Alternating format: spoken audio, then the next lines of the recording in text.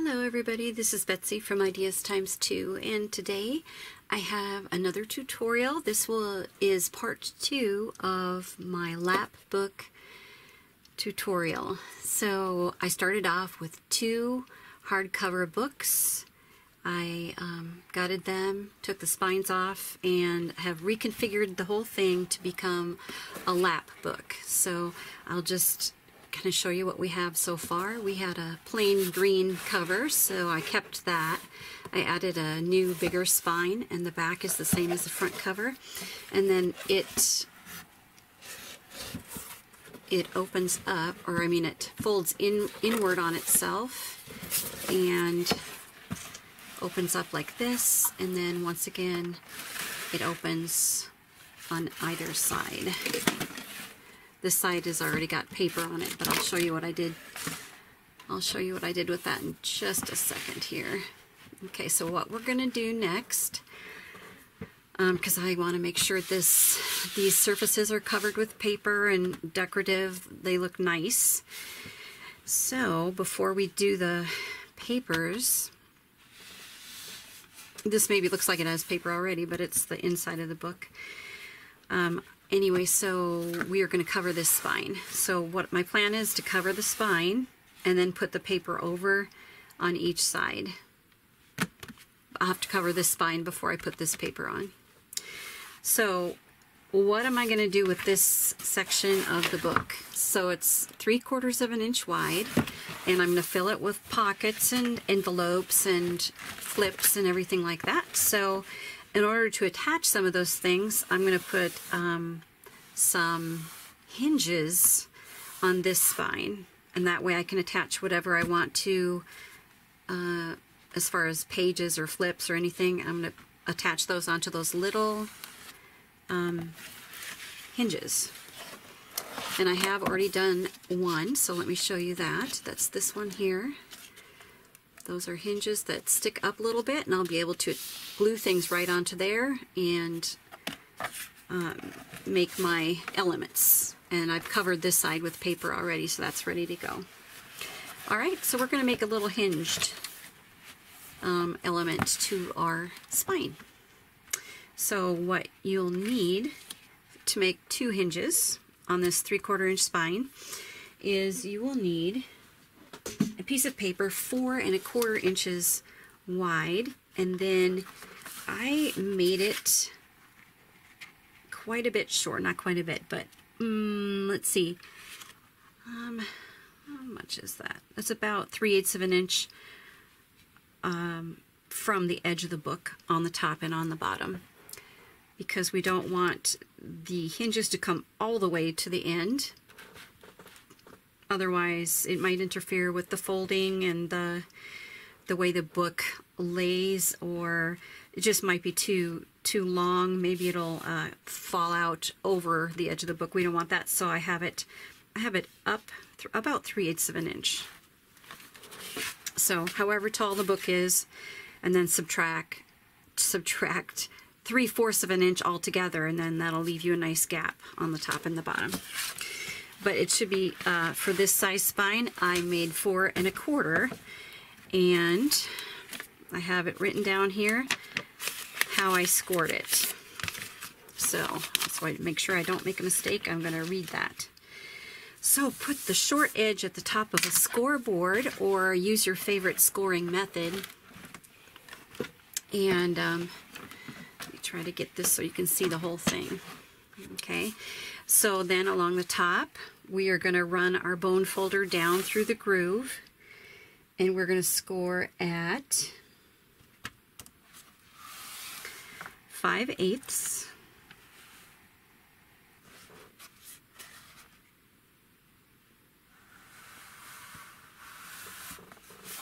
Oops, I went off just a little bit. 5/8, and then 3/4.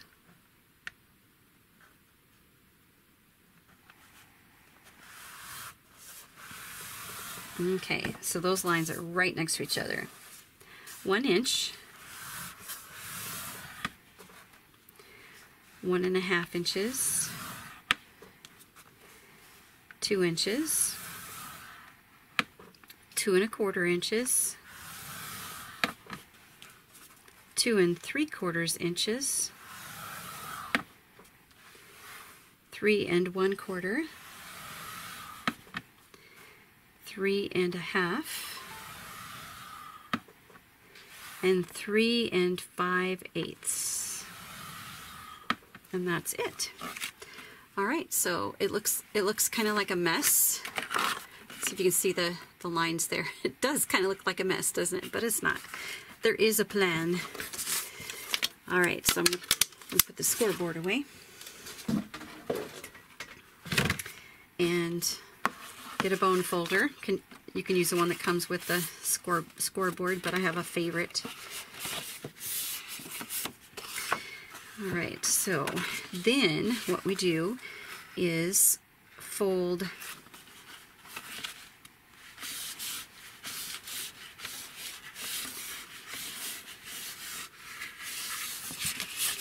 all right, so it doesn't matter which end you start with. So just fold the first line up and the second line up.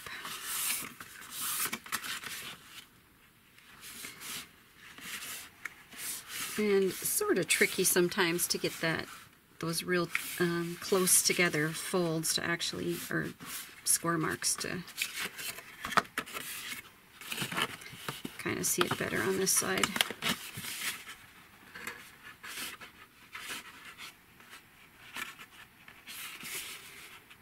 So yeah, kind of tricky to get those. Okay. Okay. All right, so just score that one as well, folding it up. Okay.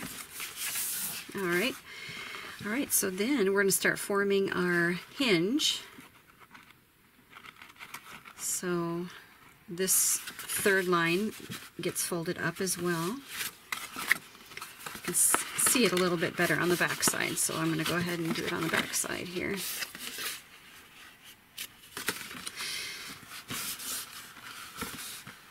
Or not. I'm trying to make it easy here for you to see, and then for me to see as well.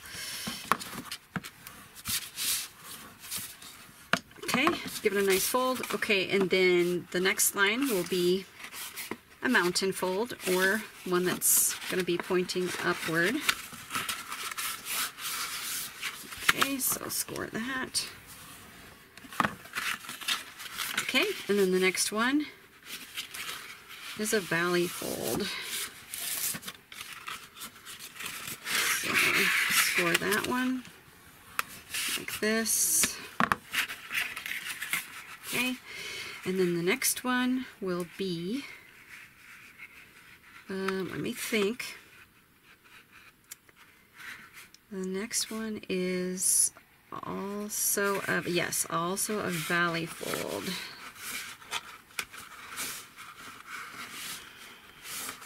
So you would think almost that would be an accordion fold, but the way everything is going to be laying in the book,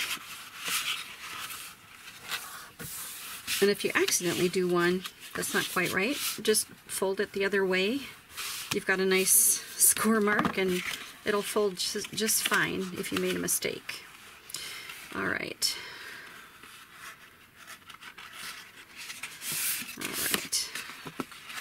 All right, so the next one will be another mountain fold.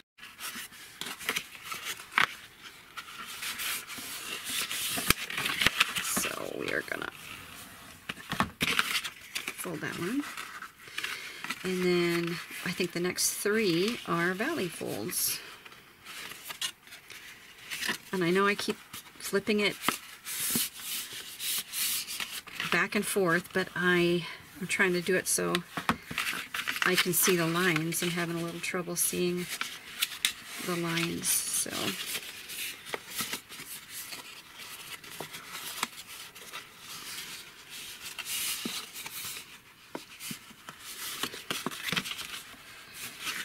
So what I think I'll do on this piece is write it out in the description box, what I did. I think that will help you, because if you're following along, oops, I'm working on the wrong end here.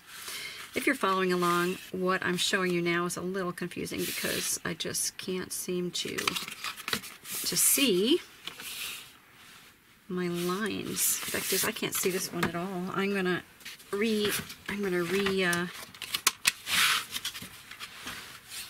score that one.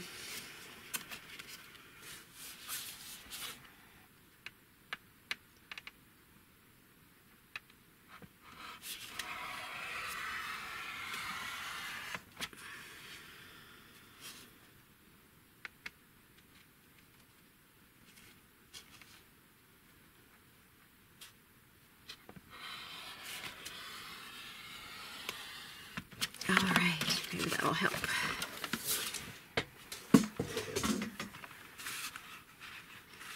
So these are both valley folds. These two very last ones that are only 1/8 of an inch apart. Alright, that did help me. So we'll get that. And I might just recap real quickly before I move on. I feel like that was pretty confusing. All right.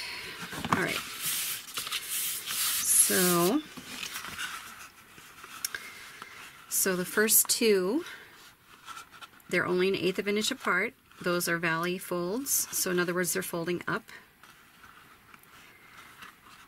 So the paper is sort of curling up. And the next one is also a valley fold where if you fold it, it's pointed down, which makes it a valley fold. And then the next one will be a mountain fold, where it sort of makes a little mountain. And then we've got valley, valley.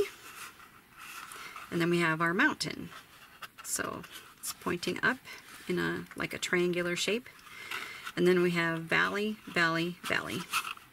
And the last one is the same as the first, where it's just 1/8 of an inch apart. All right.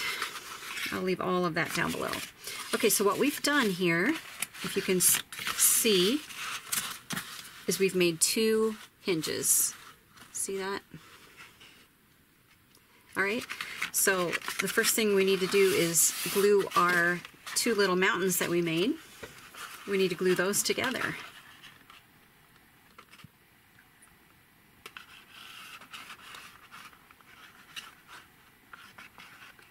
And make it pretty secure. So I'm just going to leave that right there. Okay. So our mountain fold, and it has 2 1/2 inch sides. So it's pretty much the biggest lines that we did, or the farthest apart lines. Okay, and our only 2 mountain folds. Okay, so there's one. Make sure it's nice and secure. I'm going to get that glue off, although it doesn't really matter. And then we're going to take our next mountain fold, which is this one. So you'll have a 1/4 inch gap right in between those 2 mountain folds. Okay, so let's flip this over. It's coming apart there, so obviously I need to hold it for another few seconds. Once again, I'm using fabric tack for this. Okay, get that first one re-glued. Okay, and then we'll get this one glued.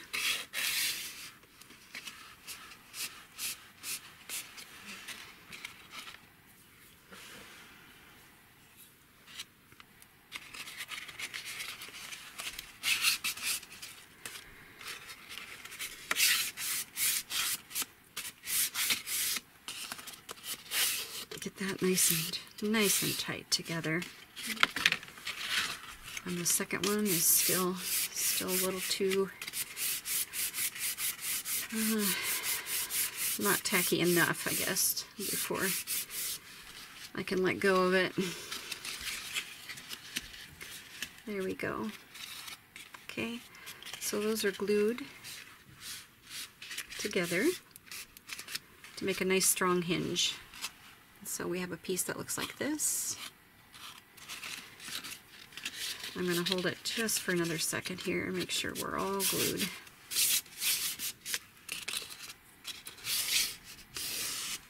All right. Now, flatten this out.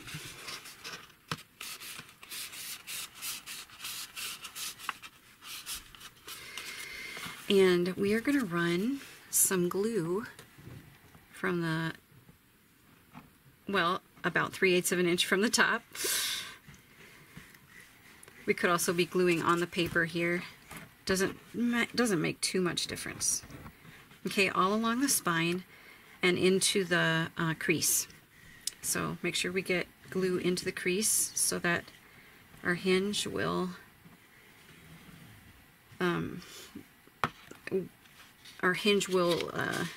be,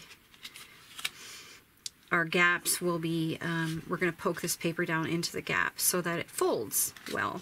So we're going to do this. Oh, before I do that, I think the glue will be just fine. Before I do that, what I usually do is just a very, just the hinge part, not the base, just the hinge part. We're going to make just a tiny, tiny triangle cut where it's smaller down here at the fold and a little bit wider here at the top of the hinge. Okay, so just a tiny bit. That'll help us slip something over that hinge. We may not slip something over every time. We might actually just glue to one half of this. So we will come to that once we get some of our elements that we're going to add. Okay, so once again, just flatten this out and center it. So top to bottom. And then our little 1/8 inch apart folds here are going to slip right into that crease. All right, so just line up those to the crease. Make sure you're equidistant from top to bottom. All right, and then just take your bone folder. First of all, I would do the center. So go ahead and do the center in between the two hinges. Just give that a nice press. Just press that right down. Then scooch that hinge over a little bit, and then once again just run your bone folder right next to the hinge on each side, and then put your bone folder, I think I might need this smaller one here. Take your bone folder, let me scoot that over a little bit, and press down into that crease. So press it right down, and it will help a lot since you made those score marks in there. Okay, so push that all down. And then I'm going to lift this up a little bit. And then put glue on my flap here that's going to now be glued onto the inside cover of the book. So I'll just do one at a time. Okay, so just glue that right down. Make sure that that little crease, that little gap is all pushed in. And then just smooth it all out. You could cut these two at a little bit of an angle. I don't think it's going to matter too much because our paper is actually going to come down a little farther. So, but you could certainly do that. Okay, one more time. I'm going to push that down. Okay, and then I'm going to move along to this side. Fold it up just a tiny bit and run your glue along the paper that's going to be folded over. Okay, and then just smooth it down.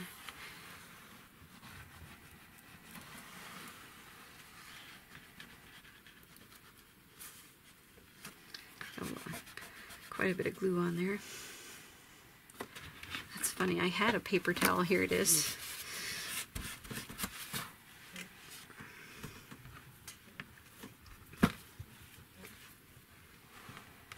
And in the crease and on the flap.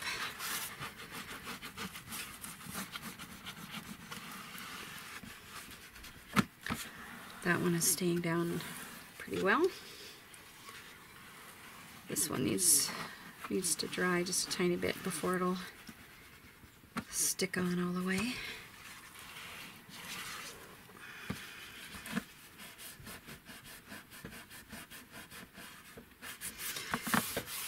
I'm not going to worry too much about this. I do have a little bit of glue on here. Most of this is going to be covered up. Okay.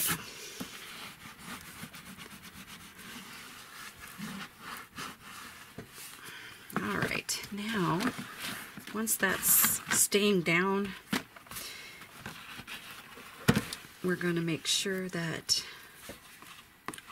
just as in the fabric, right, we're just going to make sure that we're going to fold okay. Everything looks good there.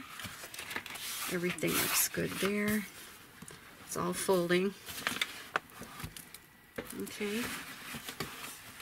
But the key is to actually get your grooves nice and the paper down into the groove, because that's gonna help it to bend. All right. Nice. Nice, nice, nice. Make sure that center is down.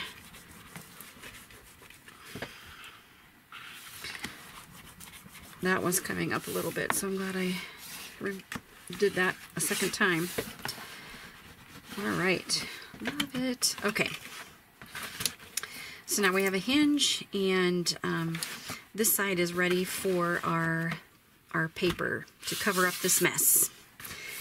So I did bring the green paint around to this side, and I did add some green paint coming down here because the paper I'm using is 11 by 8. And this book was a little bit bigger than that, and so it, instead of putting my paper right here up at the edge where this really bright green was, I couldn't match it up because my paper was too small. So I just went ahead and painted this so that there's just a nice, you know, even green on there. My paper was just, it was the right color. I felt like it was the right color, but it was a smaller size. So I had to sort of make do. All right, so, whoops. I'm going to show you on this side. So I have that lovely green, and on this side I'm going to put the same green. So I'm going to go ahead and do that with my Fabri-Tac. And this had a little ink on it, so that'll, of course, will be my back side. Although a lot of these are going to be covered with envelopes and different elements, pockets and all that. So it maybe won't matter, but I don't know for sure how it's all gonna, the spacing is gonna work. So I just went ahead and use that for the back since that wasn't a problem. This is already cut, and I left it at 11 inches because that's exactly what I had to work with, and then I just measured from side to side, making sure I didn't interfere with my crease here, okay? And then just line it up with your edges, make sure they're all nice and even, and the paper's not crooked.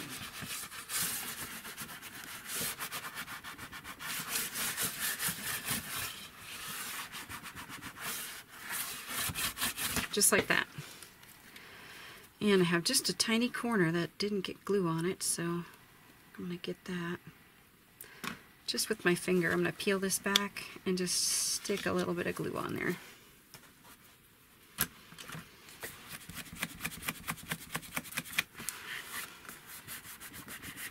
All right, love it. All right, so now in the center, I'm going to do this a little differently. I am not going to do hinges because I think I'm going to put eyelets in here for a junk journal and maybe a folder or maybe 2 smaller junk journals. So I'm going to put a couple of eyelets at the top and at the bottom. But before I put those eyelets in, I'm going to put another spine reinforcement, and that is a piece of fabric. I'm going to put that down first, and then I'll put my decorative paper on top of here. So my paper will come over the fabric. It doesn't matter, like this could go over the decorative paper. It doesn't matter at all, but I just kind of decided to go ahead and do it this way. And this is a cotton, so this is thinner than our heavy canvas that we've already used. You could use Fabri-Tac, just make sure it's all smooth and no like blobby bits, because that'll seep through. You could use PVA, and I just grabbed this from my desk. This is matte gel medium, so I'm going to use this and paint it on in a nice thin layer, and then I'm going to lay my fabric down on top. And this fabric will hang over the edge. It's raw edges, and this is going to hang up over the top, and then I'm going to sort of fray the edges.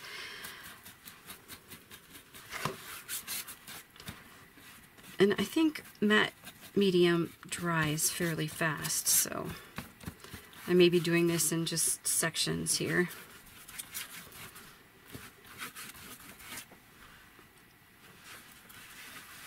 If you do it with a brush, it kind of gives it more of an even coat. So, okay, now I'm going to get the gel medium down in the grooves, in that crease. Okay, and then just smooth this out as much as I can. Sort of keeping that top part wet if I can.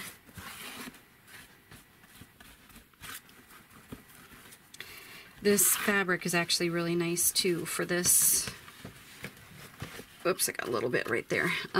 Because if you can see, it's sort of a mottled color. So if I do have some leaky glue leaking up to the surface of the fabric, then it's probably not such a big deal. Okay, good. And then we'll just smooth that down. Good. I don't think I have any leaky bits. Okay, but we're going to press that down. Same thing, you know, we just need a nice, we have to make sure that we can fold this easily, so this has to be pushed down into the crease as much as possible. And it's real easy with fabric because it's not going to rip like your paper, so. All right. I'm going to use this smoother one. This bone folder just came with the score, but you can see obviously I've got a straight edge here, and this one is all curved. So I was just using that, or you know me, I'll use my ruler too. Okay, making sure that looks great. That looks great. This matte medium is good for collage work too. Obviously, if you paint, you've got it for making your paint. What is it, thicker? I can't remember. So it's good for a number of things. I use it a lot for collaging. Okay, that should be good, and we're going to get that smoothed down.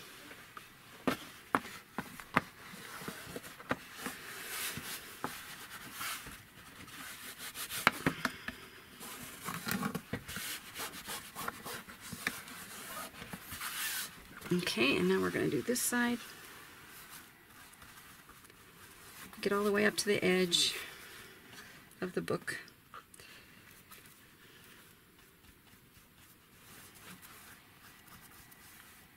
Or maybe it extends the life of the paint. I think that's what it does for acrylic paint. Couldn't remember. Alright, I think I got a little too much right there, so let me grab my paper towel and just get some of that off so that hopefully it won't ooze through.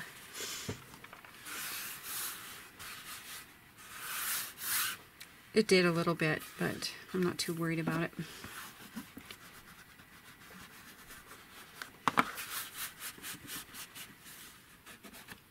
Like I said, this fabric is great because it's very forgiving. Okay. And get the cover back on that.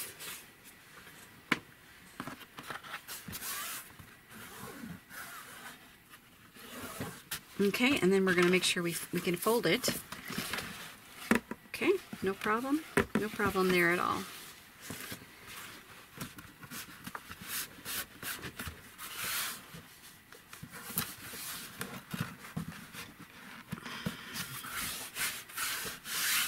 All right. Okay, so now that that's on, and my intention was to put this underneath the decorative paper, then we are all ready. So I am going to deviate from green. These were a dark teal. These are a lighter teal, and I'm going to put that on top there and go ahead and put that there. So once again, I'm going to use my Fabri-Tac. I don't have a good side or a bad side. They both look pretty good. I hope you can see this color. It's on my monitor. It's not showing up really as a blue teal, but this is a gorgeous color. So pretty.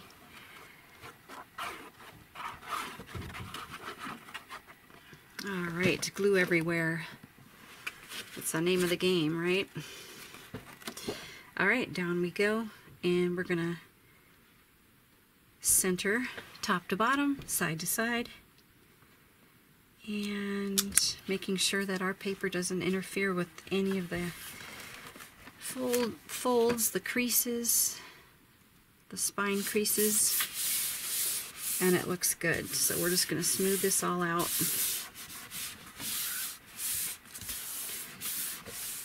So the paper, the decorative paper I'm using, well, this is just solids, but like the decorative paper I'm using is the Graphic 45, like I showed you in the first video, and it has such pretty like teals and greens, and then the rust and like goldy yellow color.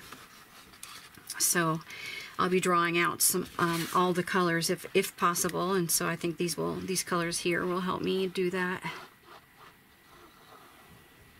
So get this.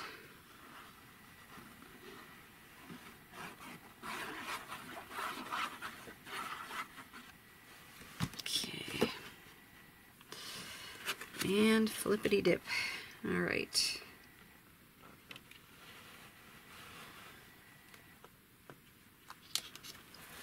Okay, looks good.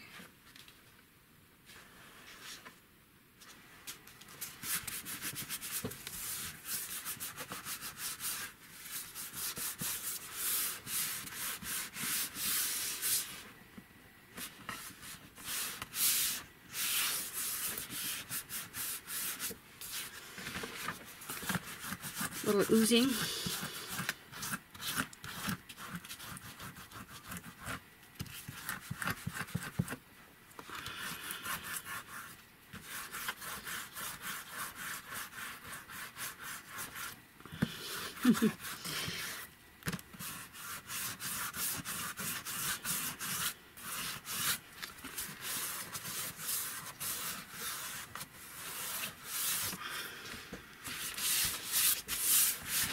Okay.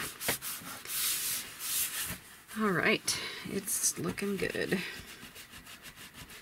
I'm excited. Now I can start decorating. That's the fun part, right? So I did put the decorative paper on that one already, and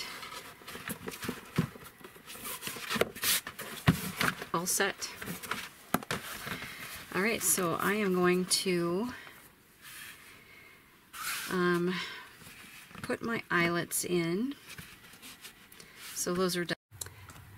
As I was saying, my camera shut off, but so I'm going to put the eyelets here and 2 eyelets here, and then my plan is to put to hold the whatever I'm going to attach here, junk journal, and folder or 2 small junk journals.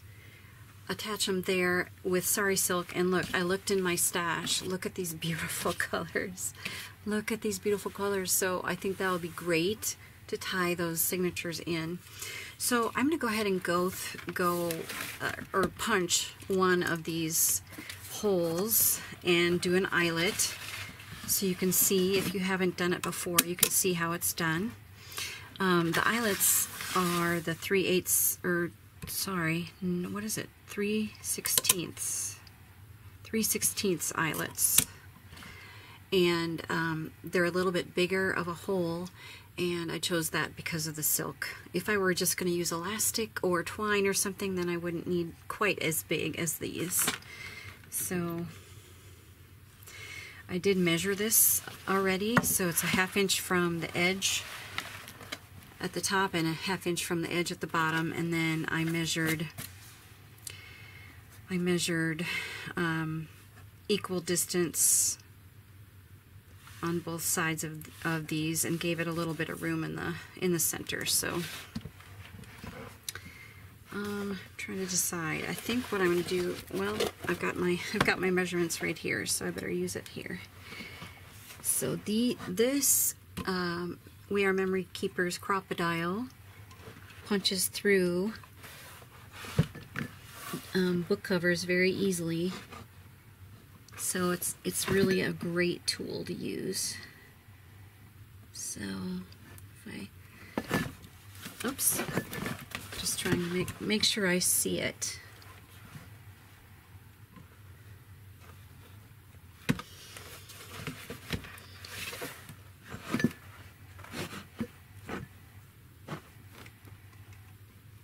I want to just be careful so I know exactly where I'm punching. And see what I mean? It punched through. It took a little muscle, but it punched through. So, and then you flip this switch up to the top, and I want to make sure I've got it on the right setting. There we go. You push it all the way to the top, and then this will crunch your eyelet. So you put the pretty part on the outside of your book,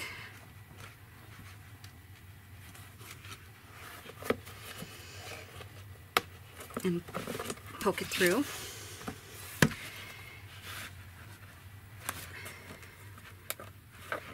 And this shank is just going to be barely long enough, so I'm going to poke this down as far as I can, because that canvas was heavy. Alright, and then you flip it this way, line it up with the little I don't know what you'd call it, a little mountain sort of down there, and you push on this with all your might. And then you've got your eyelets all set, and I'll probably go in with a hammer and make sure that's all the way down. I never seem to get these right off the bat. This one feels really great, but I'm still, because it's so thick, I'm going to go ahead and just hammer that down just a little bit. So I'm going to make my four holes, and that is it for this part 2. And then in the next part, which I'll be filming very soon, we're gonna make some inserts or flips and pockets and different things on camera, and so you can see how that's all gonna wind up looking. So I think that's it. Take care, everybody. We'll see you soon. Bye.